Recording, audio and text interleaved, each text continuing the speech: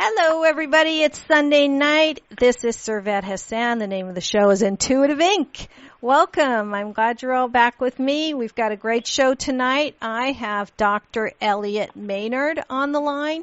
He is the author of Brave New Mind, Living in a Future Science World. And for those of you who saw my newsletters and things on Facebook and etc., I called him the human from the future, because apparently he's been referred to that by some of his colleagues. And the reason for that is because he's not just an author. He's written a couple of other books as well, but he's also a futurist, a lecturer, an educator, a global ecologist, not to mention an accomplished artist, sculptor, musician, underwater photographer, documentary filmmaker. I guess I could go on and on, but I mean, if you're starting to feel like you haven't done enough in your life, this is like, don't. He's done amazing things. We all have our own special talents. Apparently he's got many, so we're going to talk about all of those. But this is why, because of his unique abilities to bring future concepts into the present and integrate them into the existing social structure, that's why he was referred to as the human from the future. So we're going to talk about that and his new master paradigm called Future Science Technology. And welcome, Dr. Maynard. Thank you, Savette, and good evening to our audience. Yes, good evening. Thank you. Oh, you're welcome. Can I call you Elliot? Yes. Okay, good. Well, we've got a lot to talk about today, especially because everything that you're doing is a quantum field science for the future, and it's all about consciousness. And right now, I think our country could really use that. Yes. Essentially, what we're talking about when we speak of this quantum, the word quantum, is that when we measure, our scientists have used technology to measure smaller and smaller particles of energy as they break down the molecules, the atoms, and all of the subparticles. And when they get to a certain point, it's been proven with standard science that the presence of the observer begins to actually influence the experiment itself, the outcome. So this is where, at this root, we can change the consciousness. We now have the ability to do this, especially as a group, if we can agree on some basic ground rules and principles. That provides a matrix for the energy to flow through, and change can be affected very, very quickly. Well, good. Okay, we're going to talk about that because people get stuck. A lot of people just get stuck and can't quite figure out how to get from point A to point B. And then it usually takes something which is oftentimes negative to impel them to go into the next level of consciousness. You find that? Yes, that's we are in the physical realm of duality, and in that particular game world, we have to go through a lot of speed bumps. We have to experience pain and death and suffering and emotional trauma, et cetera, But with this new paradigm, I just looked at history and figured that the old paradigms are just not working. They were designed in the past, many in the Industrial Revolution. These are ways of thinking, but much like running through that network of ropes that they do in boot camp, or the football players do, we have gotten so tangled up in these old grids that we can't see the forest for the trees. You know, our parents taught us this way, our teachers, our religious leaders. And now I said we need a new operating system. Okay, the new one has certain grids which allow the energy to flow through, meaning there's sections, ways to do art, ways to do music. You start with something basic, of course, but you open yourself to the infinite and begin to operate consciously. And this is the difference. We have the ability to do this now because the human vibration has raised to that level. Right. Okay, let's backtrack just a little bit, because we talked about how sometimes, tragedy, and it's a world of duality and that kind of thing. And I was reading in your introduction that you experienced quite a blow at a very early age when a young man drowned, and it sort of propelled you to move forward and do something with your life. Is that where this all started? Perhaps. I did. My former wife and mission partner of 30 plus years died very suddenly, and she was a very talented psychic who traveled around the world with various celebrities and all of that. And she, I simply refuse to give credit to the fact there was a barrier between death, and so I actually used an after-death communicator and several others who assisted, and I found that there is no barrier. It seems, if you look in the literature, it seems that this barrier has been put upon us by, religious organizations or whatever, and it's perfectly possible to interact with your loved ones who have passed over, and your pets the same way. They simply have left their physical bodies, but they're right there, and they're there in your heart and your mind, your consciousness, in other words. Mm-hmm. So if you think about what a different world it would be if we taught children from their earliest understanding that death was a kind of graduation ceremony.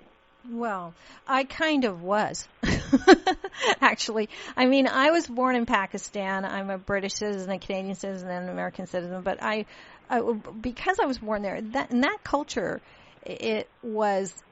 people at funerals wear white. And when a child is born, they wear black because they celebrate when somebody passes to another life. They just think it's a different dimension. Like the way I was taught was that they're just like on a different channel than you are, but they didn't go anywhere. They're still there. Yes, that's a nice way of describing it. You don't have that service so that it appears on your physical screen. Mm-hmm. But they're there to answer questions and communicate, and especially to assist you if you're open to this. And this is what my book is all about: flicking that switch from not believing anything we can't prove to be true, usually statistically, and flick the switch to, okay, I'm going to try. I will not disbelieve anything I cannot be proved to be untrue. And your life will change so magically that it doesn't really compute when you look back on it.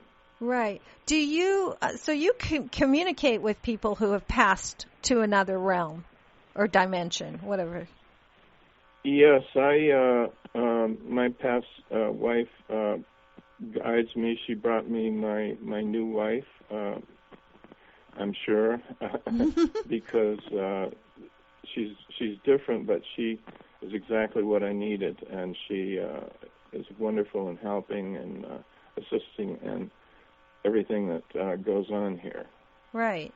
Well, okay, so in terms of that, what do you think about time?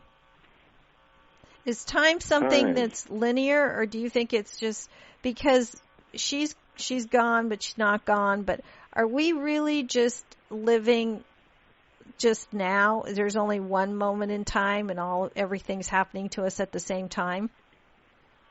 Well, this book explains that when you open yourself to the possibilities that anything can happen, until you can disprove it yourself, all kinds of new information will flow into you. It just comes to you, and some people actually hear a voice. Usually I just get an intuitive hit that I should take a certain nutrient, or I need to remember to do this. It's little things that person would have done when they were here in the physical. And you can't they are so quirky in funny and affectionate ways that you simply can't deny them. Right. Well, that's funny. Yeah, it's true, actually. I mean, it's true. Well, let's talk. Well, then, how did you get into this field? I mean, you've touched upon so many things, including the artistic side of things, a musician, an artist, a sculptor, along with, being an educator and a global ecologist, etc. How did it come about? Was this one of the hits that you got to just sit down and start writing? Actually, that's an interesting question. Yeah. Well, there's the compulsion. People like myself, I've been accused of being compulsive at times. Let's say we tend to have a high drive, Mm-hmm. And my wife is the same way. And when you're that way, you have to channel your energy, or you should try to, into some area where you can produce something that makes you feel very good, like sculpture, music, as a trained musician, or photography or underwater videography, all these things. And when you do this, there's a compulsion to do this.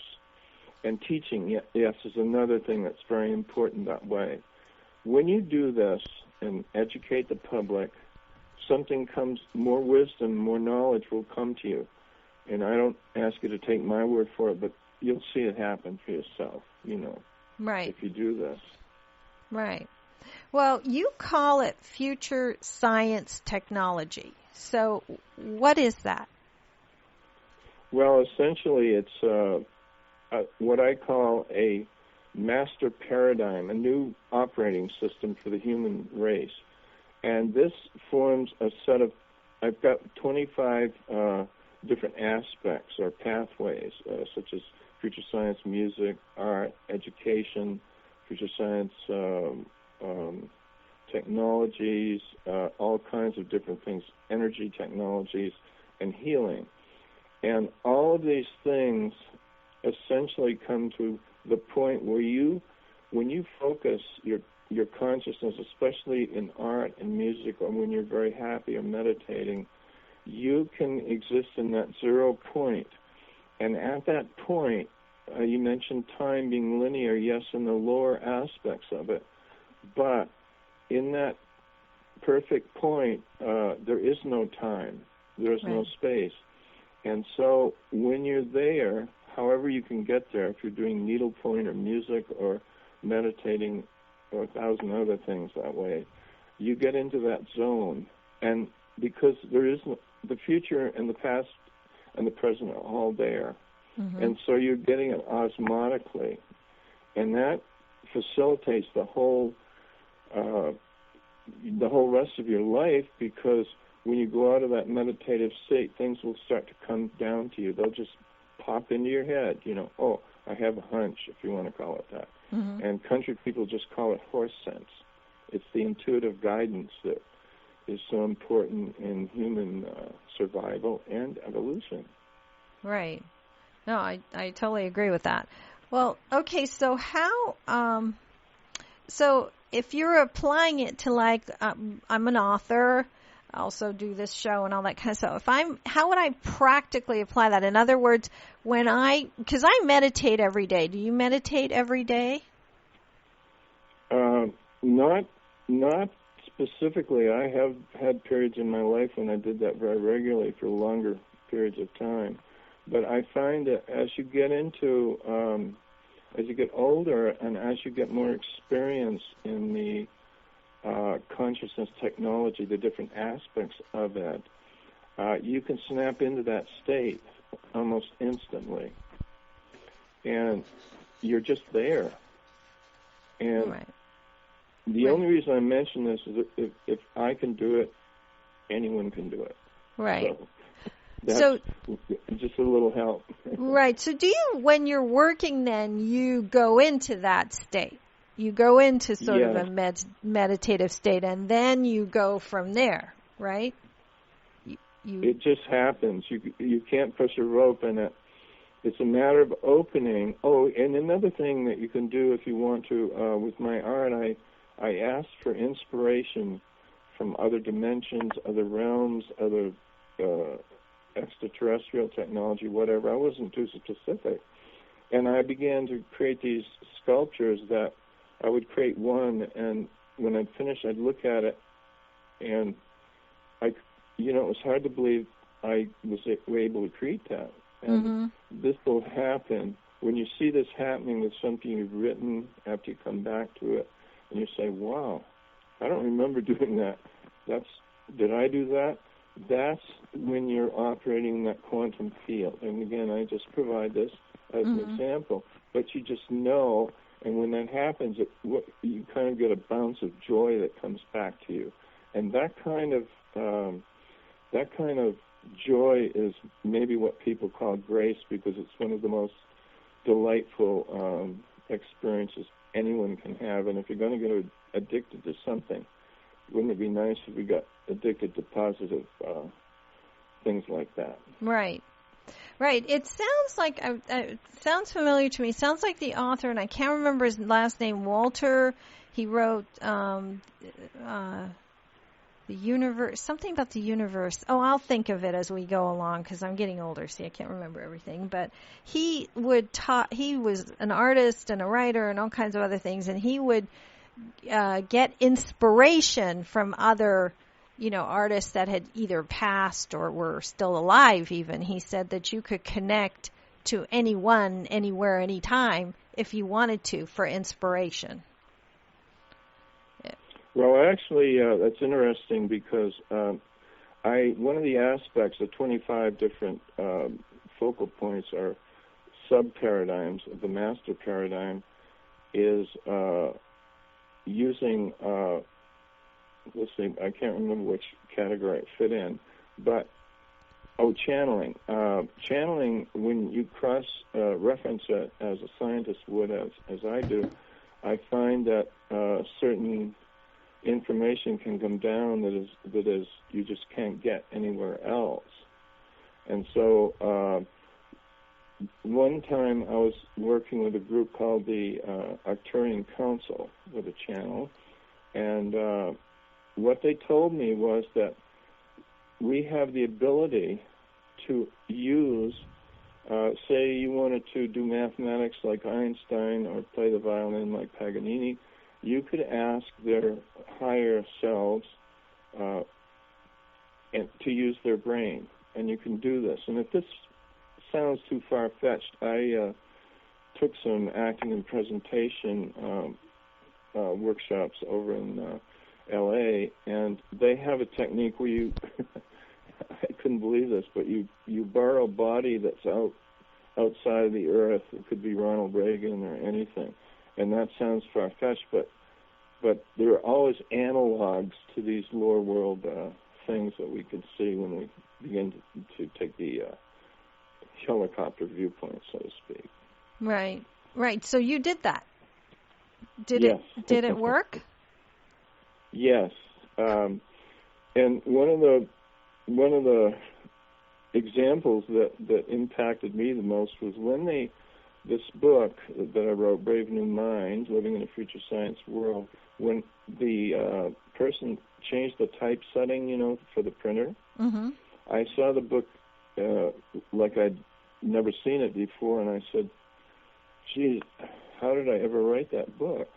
And again, when you do a nice piece of needlepoint or create a nice apple pie, perhaps, everything like that has its comeback, and it's quite wonderful when that happens. Right. You go into kind of a zone, and you don't really know, or you kind. Is there a particular way to shift into that mode, or is it just being in that meditative state? The first thing, as I said in this book, is not to disbelieve anything you can't prove to be untrue.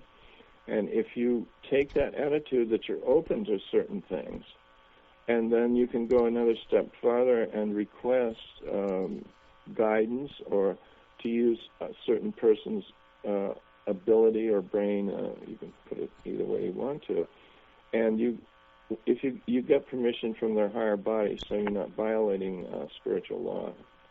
And I have experienced playing the violin that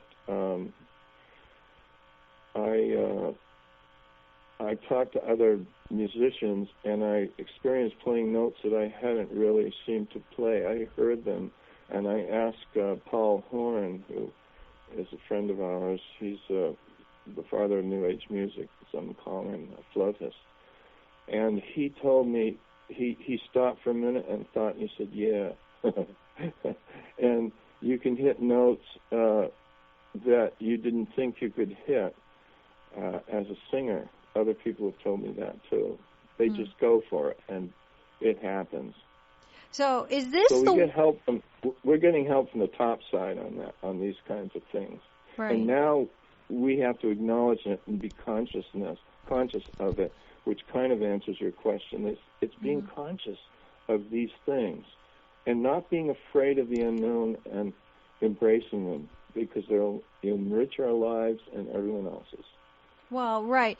The problem most people have that I hear from is they doubt themselves too much. They just don't believe they can be what they want to be, because part of reinventing yourself is becoming what you want to be before you are it. You know what I mean? You can't create a new you from the you already are now.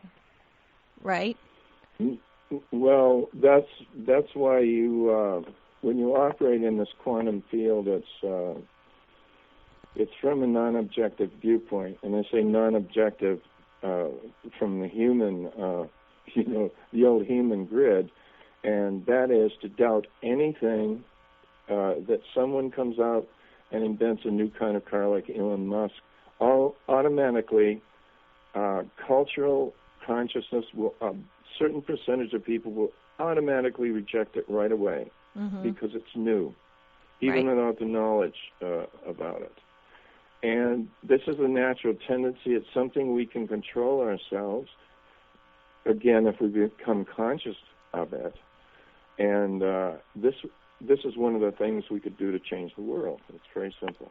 Right. Well, I think it's almost kind of you're creating a new kind of educational system, really, too, so that people are not going to learn the same way they were learning before, so they're more open to that.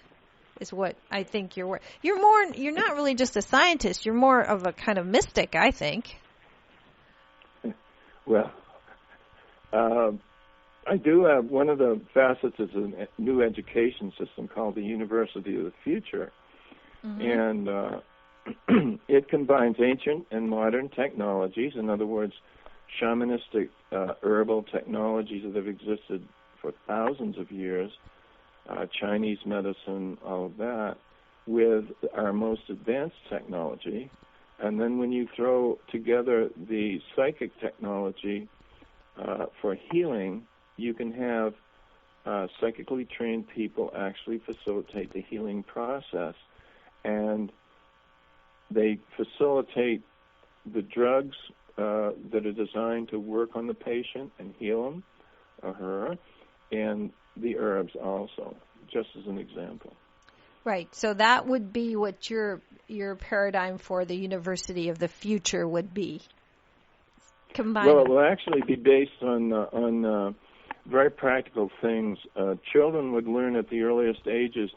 They would not be discouraged to speak to their imaginary friends and talk to people that aren't there, because it's been proven that children up to the age of 7 still have past memories of their former lives. So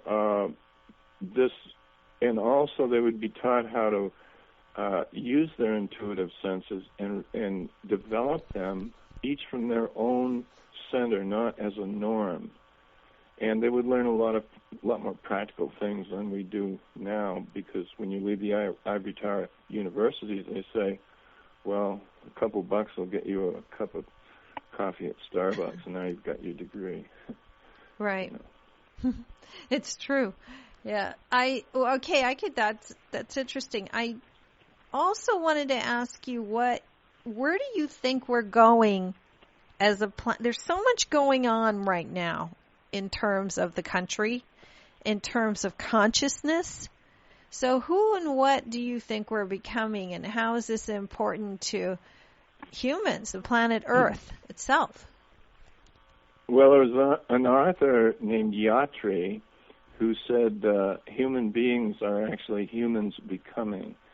And it seems, from what we're seeing, it's a pretty painful process, and we're experiencing this ourselves. And my thoughts on that we need to try to unify our thinking at the very basic level, to hold the country together, to keep some stability here, and especially to cut the violence down, the anger.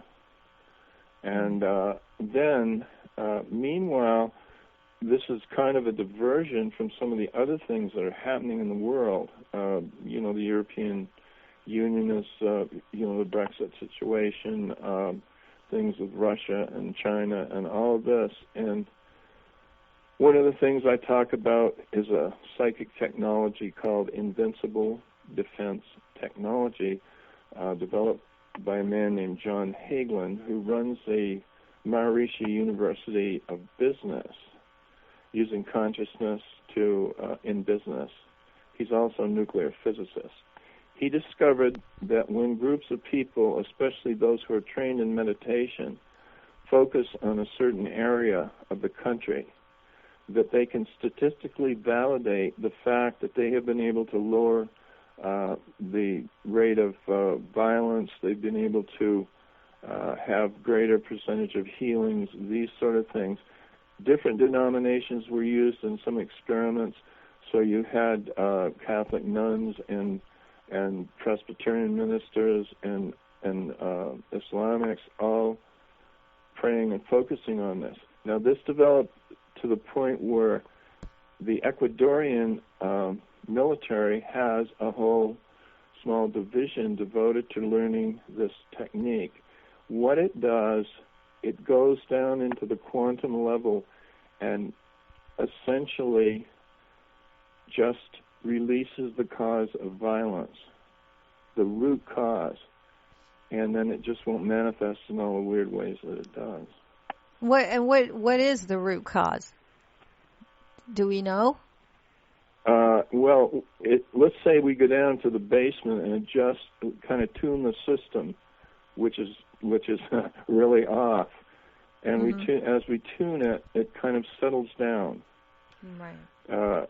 People find themselves not so full of anger. It's leaving them.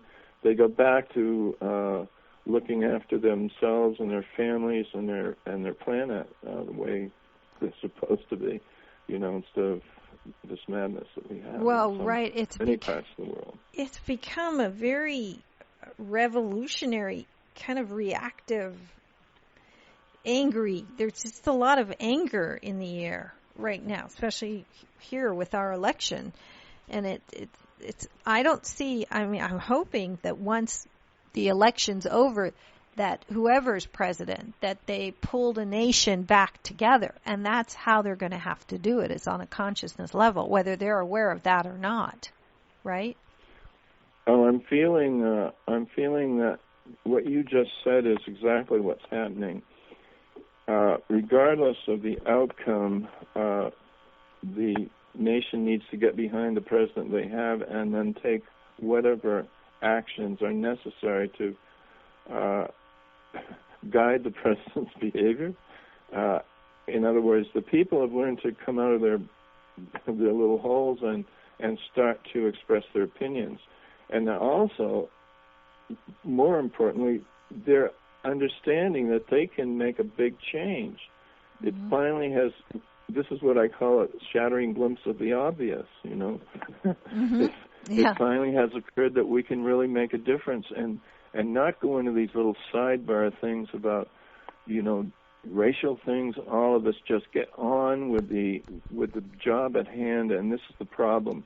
Too many people get so involved in the process, enchanted in the process, that they lose the point of what they're trying to do. Well, I think that's what's happened. I think everybody just gets so worked up that they can't see the forest for the trees. They're just exactly. And you ask them what they're angry about, they don't even know what they're angry about anymore. They're just angry. It's interesting. Well, I think probably people do pick up empathically when that kind of energy is prevailing. I learned that I was an empath, and sometimes when I'm feeling really bad, it's not me. Very often, actually. Right. And I wish I knew that when I was a little kid, but it would have changed my life. And this is another thing we should teach people, that some people are much more sympathetic to others' vibrations, be they good or bad. And this is what bullying is all about, because the bully he sees that weakness and will exploit it. And so that behavior can be changed, but it requires some good teachers and good work. Right. Yeah, I pick up on other people's energy pretty. It took me a long time to learn to not take it in, to kind of put a shield around me almost, so that I'm not, because I'm very sensitive to what's going on around me. So again, this is something that would be taught to everyone in school: how to shield yourself psychically, how to clear your body, how to clear your workspace. These are all things I write about in the book. And it can be very, very important, actually, to your health and survival, and especially to your happiness. Right. And I learned it myself, Where were you? Where was your book? Well, my wife has a saying that I love. And you'll see people that are really, addicted to getting into other people's energy vortices, and that's what's happening. Yes. I think back to the Romans, bread and circuses. Hey, right. Guys, this is a real reality show. What do you think we're seeing, and experiencing and living? And you sometimes have to take a little humor out of the situation. Well, yeah, but I think these are all important things that we need to learn. We also kind of have to kind of keep ourselves optimistic no matter what's going on out there in the world. We have, that's part of being shielded, is so that you're not allowing somebody else's stuff to turn you into whatever it is, because you can't become something new or even allow information to come into you if you're constantly blocked with a bunch of garbage. Right. Yeah. My wife's saying is, not my monkey, not my circus. You'll be surprised at the reaction you get from some people. Well, it's true. It's true. It's very true. She's very wise. I can see why you married her. Good for you. So, what do you how would you tell people how to reinvent themselves and work with this quantum information and energy fields? Well, one of the ways is to just make a statement. I call it a postulate, that you have decided as of this moment or whenever you want to begin to reinvent yourself, and that you're going to open your consciousness to new possibilities that are beyond the conception of the human mind, brain mind, that concept. And very shortly, you'll begin to have things happen to you that just don't make sense on a more linear way of thinking. Right. Well, and they happen again and again, and then the thing you have to do, which I have had a bit of a hard time, is to be able to receive these gifts and not in a humble way. You've earned them. When they come to you, you have earned them, and be grateful for that. And it's fine to thank Spirit or whoever you want to thank for that.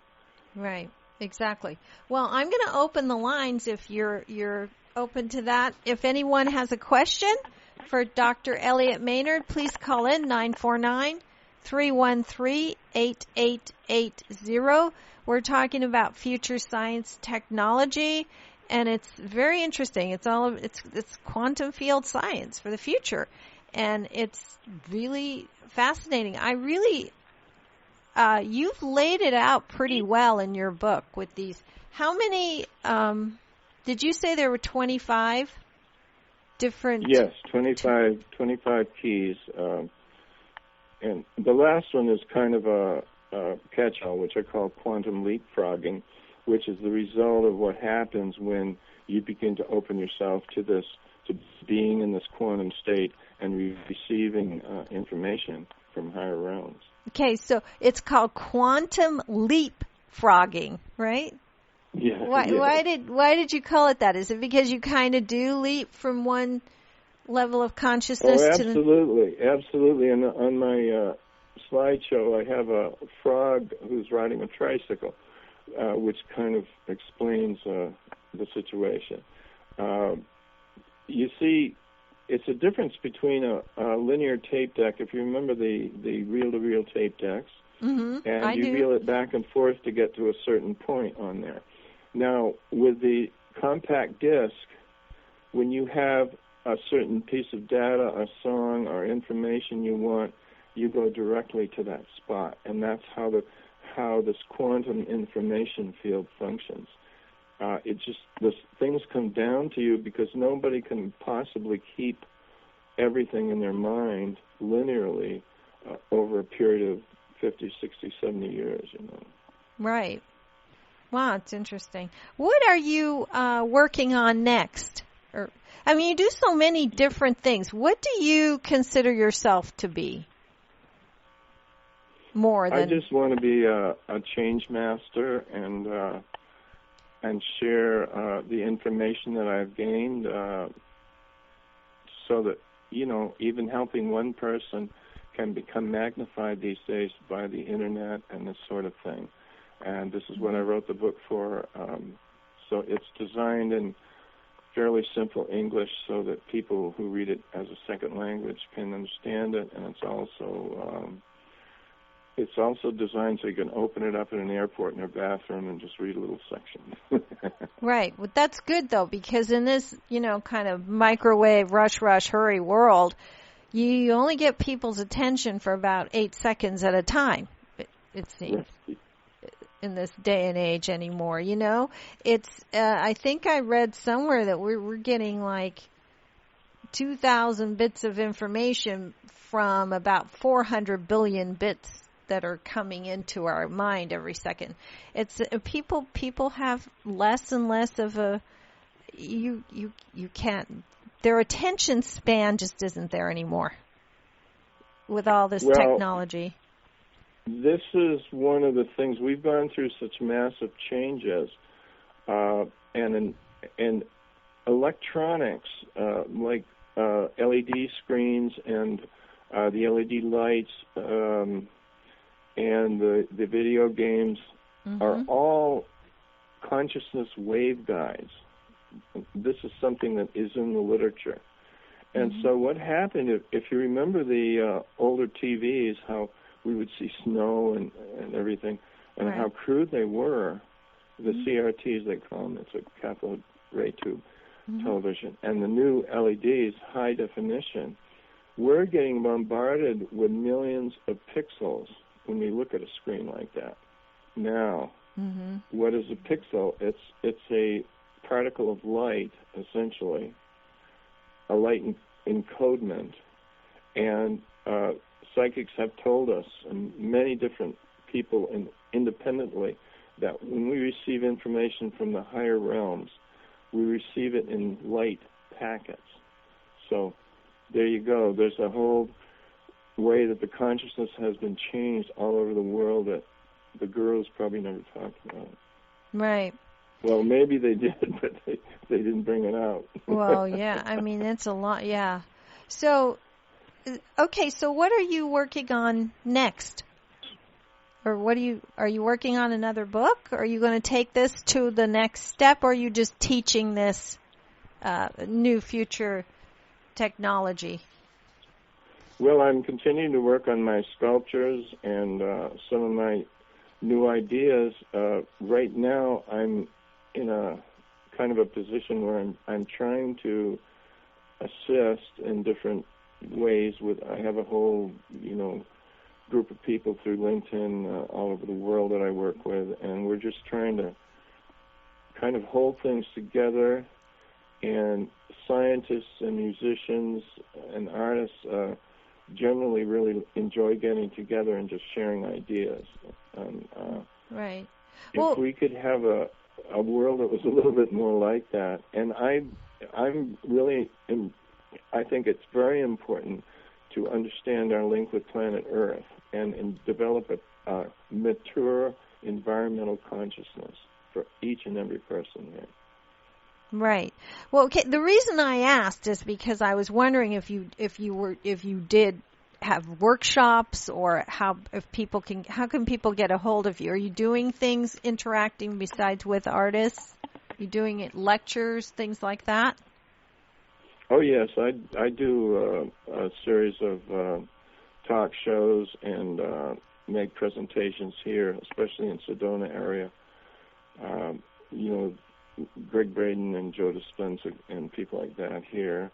And that's what I've been doing lately. And right now I haven't quite got the ideas together for another book, but it'll come along. It will when are coming. Yeah, when it's supposed to, it'll come along. But Greg Braden's big on moving conscious, and so is Dr. Joe Dispenza, big fan of both of them, and have met them both. So yes, right. That's good. Now, do you have a website? Where can people find your book? Yes, the book is available on Amazon.com and in both paperback and digital format. The name again, Brave New Mind, Living in a Future Science World. And it contains a new operating system for humans and planet Earth. The website for our foundation, Arcos Cielos, is ARCOSCIELOS.com. And you'll find all the links to various interviews in California, New York, and other places. Some YouTube also has a whole set of interviews there. Right. That's an interesting name of your website. Where did Arcos Cielos come from? Well, when we first came to Sedona, we came on Christmas Eve and stayed in a little motel in Sedona called the North Star, and then we drove down to where we purchased our property here, which we had. This is 45 years ago. Wow. And when we looked over the beautiful Cathedral Rock, the red rocks, we saw the sun was coming out, and we saw a triple rainbow there. So the word Arcos Cielos, essentially, it's sort of like a rainbow, which is Arcos Iris in Spanish. But it's a bridge in understanding between ancient and modern technologies, between consciousness and hard science, between ancient and modern, and between interdimensional and intergalactic cultures. Wow! So you've been in the Sedona, Arizona area for a long time. Yes. Yeah, that's wonderful, and that's a great name. And I love this new paradigm you're developing, this new way of thinking. And I particularly like the University of the Future. I'm not sure. Was that what you called it? Yes, it's essentially an educational matrix. Now, when I said we're stuck in old matrices is the plural, what I again emphasize is that the new operating system, the new grid, if you will, is set up so that it can constantly evolve and change according to the times, to the environment, to the person's or the public consciousness desires. So it's always evolving. It can split off subgroups and create new ones and dissolve old ones that aren't relevant anymore. So that's a big difference. Wow, it is. Well, I'm going to just ask one more time if anybody has a question, 949-313-8880 if you want to call in. Otherwise, we'll just chat for 2 more seconds, and if no one does, then we'll call it a night because it's Sunday, and I'm sure you've got plenty of other things to do. But I am a big fan of your work here. I think it's a great book. Again, the name is Brave New Mind, Living in a Future Science World. And you're doing some amazing work. And I do like that you've got this sort of mystic aspect to everything as well, that you're incorporating the old herbal and the psychic aspect of everything. Because to me, your intuition or your psychic ability, whatever you want to call it, is our direct connection to our higher self. That's a beautiful way of putting it. And also, that brought to mind that it is also, perhaps in a reflective sense, like in a mirror, relates directly to our Earth, which is our spaceship. And we must embrace and cherish it and develop a better, more responsible environmental consciousness. And this can happen fast. We have the Internet now, and we also can work quantumly to make these changes. Well, it's fantastic. Well, you know that I will be in touch. I love your work. I have a feeling we met for a reason. I don't think anything happens by accident either, you know? No, it doesn't, especially when you open this, call it a portal. You can visualize a portal for anything you want and begin to manifest things in your life. You just want to be careful and remember that you better be careful what you ask for, because if you have certain things, especially physical things, and also abilities, you have to manage that, manage the wealth or manage the ability, and still keep your sanity, your act together. Well, we're all creators. We're all creating all the time, whether we're consciously aware of what we're creating or not. So you do have to be careful what you're asking for, because you will create it on that level. You know, that's people don't, people don't always understand that. And it's kind of, if you wonder how you got where you are, that's how you got there. So you're constantly putting thoughts out in the universe. The quantum field is listening, so it answers. So you're right. Yes, it does. Yes, and what I saw in my mind was was our quantum frog jumping from stone to stone instead of taking the linear path. And you see the difference. You just go from one reality to another. Right. There's no transition. That's very interesting. It's such a pleasure having you. Thank you so much. It's a pleasure to have you on the show, and I'm sure we'll do it again. And thank you very much, and I would be delighted. Thank you. You take care. Okay. Have Bye-bye a good now. night. Have a really great night. Thanks for joining me. Thank you. Bye. What a great interview with Dr. Elliot Maynard is his name. I do want to repeat the name of his book. It is Brave New Mind, Living in a Future Science World. He is on his website. It's hard. It's an interesting name, so I'm going to spell it again. It's arcocielos.com, ARCOSCIELOS.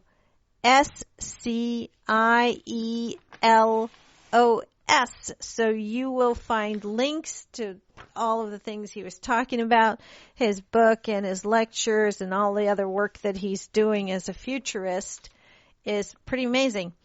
And you should check out my website as well, servethassan.com, SERVETHASAN. It would help if I could spell my own name, huh? SERVETHASAN.com.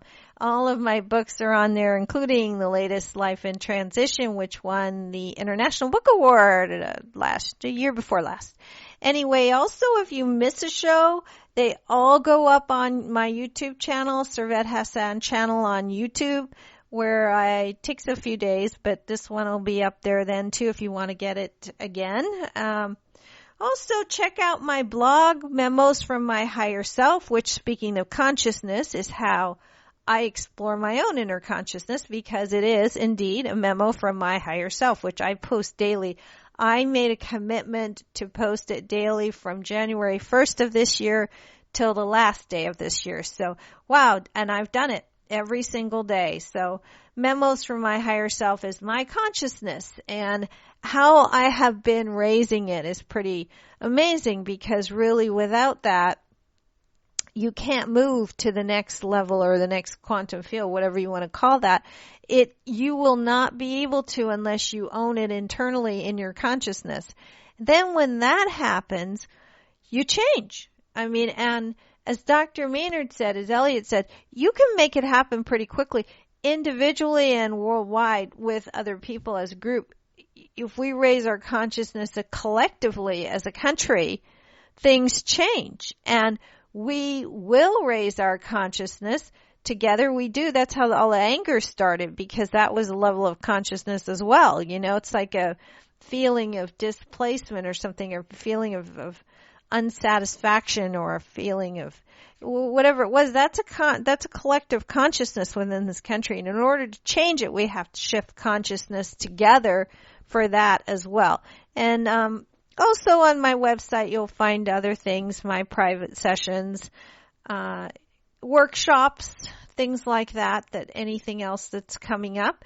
The holidays are coming around anytime soon here, but we've got a great month ahead of some really good shows. So please join me again. We've got nice things happening here, and we will continue to try, or I will continue to try to help you all raise your consciousness, because that's, in the end, all it's really about. So if I want to hear from you. This is for you. I want it to help you do that. So email me if you have any suggestions or any comments. It's servet@servethassan.com, servethassan.com. I want to hear from you, because really, honestly, that's what this is all about. All of my work is. It's all about trying to make you the best you that you can be, which is finding your true, authentic self. And that's how you raise your consciousness too, is by being truthful and honest to who you really are, by connecting to your higher true self. And that's what makes you really beautiful, because being you to the full is what's really beautiful. So you take care, and join me again next Sunday for a really great show. Take care. Good night.